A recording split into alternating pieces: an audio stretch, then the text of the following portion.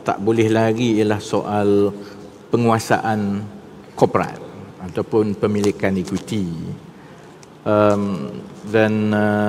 Sebab itu saya ingat kalau ada apa pun polemik itu kebanyakannya akan berkisar daripada itu, dan dia selalu dilihat sebagai punca kepada kekangan-kekangan lain, kerana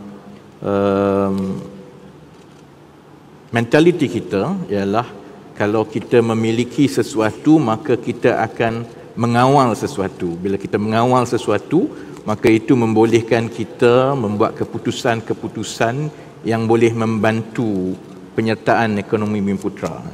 Tapi kalau kita lihat balik daripada tahun-tahun selepas kemerdekaan sehingga kepada DEB, perspektif pengupayaan ekonomi Bumiputera pada ketika itu adalah sebenarnya lebih menyeluruh.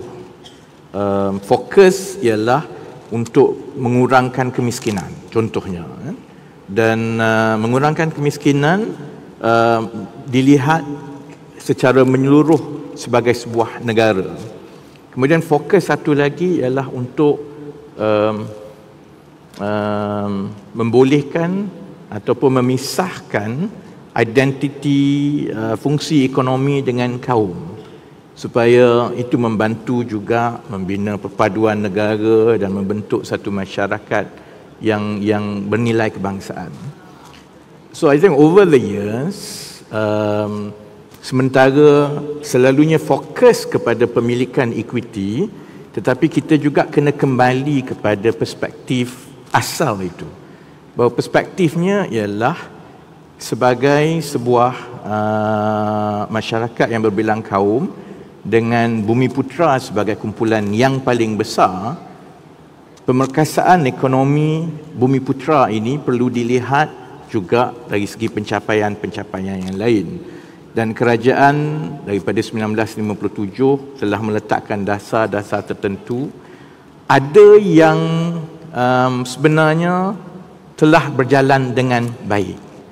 So I think we can't lose that perspective. Kalau kita nak merancang ke peringkat yang seterusnya, kita kena ambil dan garap beberapa perkara yang telah berjalan dengan baik. Penghapusan kemiskinan tegar sebenarnya berjalan dengan baik.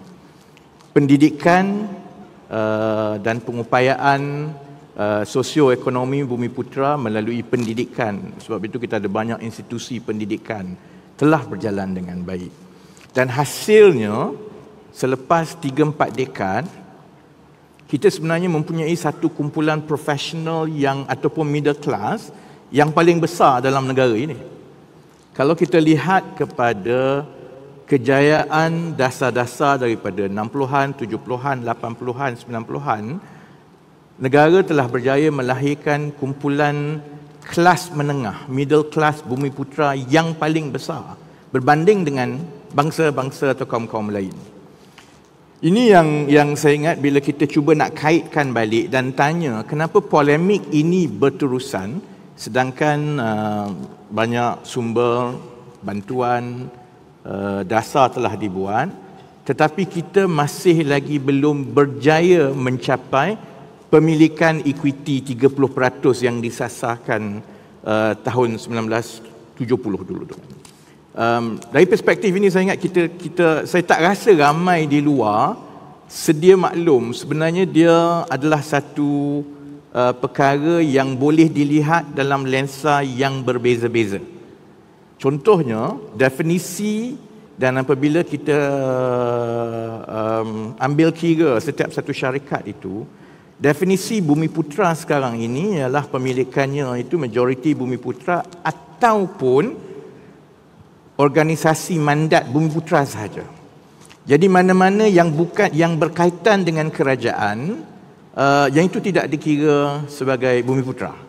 Jadi kalau di bawah syarikat-syarikat yang dikawal oleh institusi yang dimiliki oleh kerajaan, contohnya Khazanah, contohnya Petronas, contohnya di bawah KWSP, semua syarikat-syarikat ini sebenarnya tidak dikira sebagai Bumiputera, dan itu yang bila kita kata 17% pemilikan Bumiputera itu dia mengambil kira hanya yang di bawah PNB contohnya kan.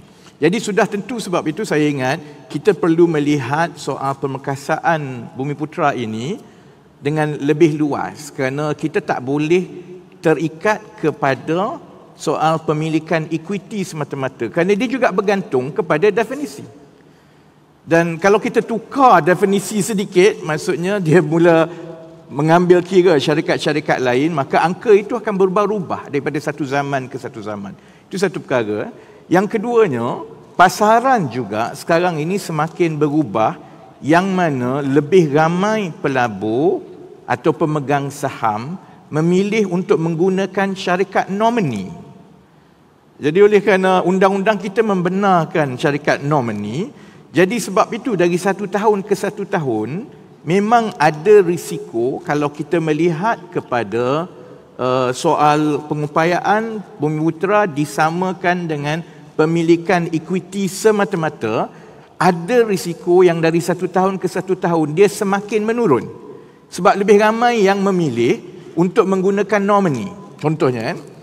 Sebab itu saya ingat kita kena mengimbangkan supaya sedang kita mengambil kira kepentingan untuk kita meningkatkan soal pemilikan equity, kita juga perlu kembali kepada tujuan asal dahulu bahawa pemerkasaan Bumiputera ini dilihat secara lebih menyeluruh dari perspektif penyertaan, dari perspektif penguasaan dan juga daripada perspektif pemilikan. Tiga-tiga ini perlu diambil kira kerana satu syarikat itu mungkin pelaburnya, mungkin orang luar pun 10-20 tahun akan datang kalau ekonomi berkembang dengan baik, lebih banyak syarikat korporat kalau disenaraikan di bursa, lebih banyak itu pegangannya itu mungkin daripada pelabur luar pun.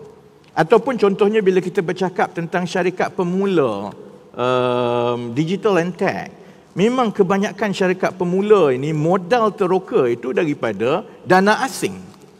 Jadi kalau kita semata-mata melihat kepada pemilikan equity itu tetapi tidak melihat kepada penyertaan dan juga tidak melihat kepada penguasaan, dan when I say penguasaan maksud saya ialah kita kena melihat kepada management control itu juga.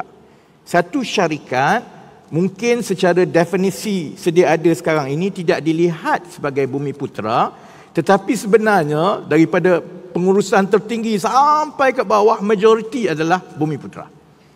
Dan the opposite is also true. Satu syarikat mungkin di atas kertas dilihat sebagai Bumiputera kerana equity-nya itu nampak Bumiputera, tapi pengurusan daripada atas sampai ke bawah bukan Bumiputera. Jadi kalau perkara ini adalah antara perkara-perkara yang kita kena perhalusi supaya the program design nanti akan kita serasikan dengan keperluan kita untuk menangani apa yang disebut oleh saudara Ibrahim tadi sebagai the unintended consequences. Kerana kita kena terima bahawa dasar-dasar dan pelaksanaan 30-40 tahun yang lepas walaupun cukup berjaya dalam beberapa perspektif, tetapi sebenarnya ada unintended consequences, kesan yang tidak dijangka, dan permasalahan apa-apa pun adalah dinamik.